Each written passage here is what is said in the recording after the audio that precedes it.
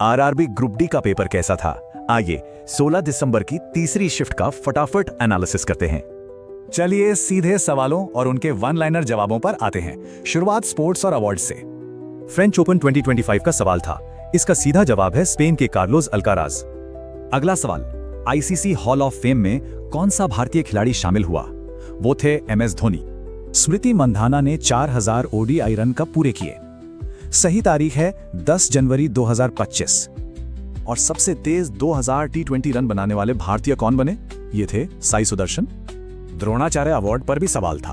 वैसे तो सवाल फुटबॉल पर था, पर ये रही पूरी लिस्ट।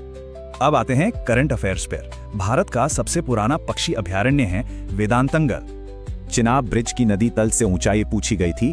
इसका सही जवाब है 359 मीटर। भारत के पहले सैटेलाइट आर्यभट्ट की कौन सी वर्षगांठ थी? जवाब है 50वीं, यानी गोल्डन जुबली। पहला ग्रीन म्युनिसिपल बॉन्ड किसने जारी किया? यह था गाजियाबाद नगर निगम। बजट में किसान क्रेडिट कार्ड की लिमिट बढ़ाई गई है, तो अब ये 5 लाख रुपए हो गई है। अमेरिका ने भारत पर टैरिफ क्यों लगाया? क्योंकि भारत ने रूस से तेल खरीदा था। और आर्मी कमांडर्स कॉन्फ्रेंस कहां हुई थी? सही जगह है नई दिल्ली।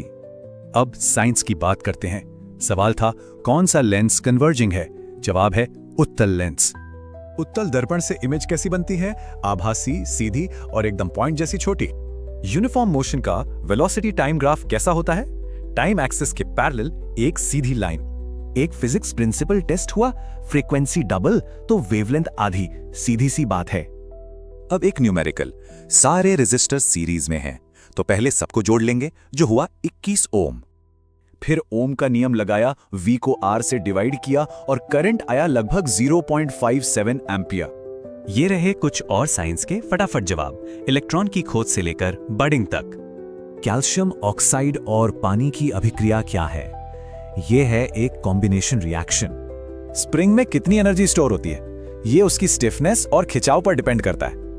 और आखिर में एक क्लासिक फिजिक्स सवाल, अगर घूमते हुए पत्थर की रस्सी टूट जाए तो पत्थर सीधा टेंजेंट की दिशा में जाएगा।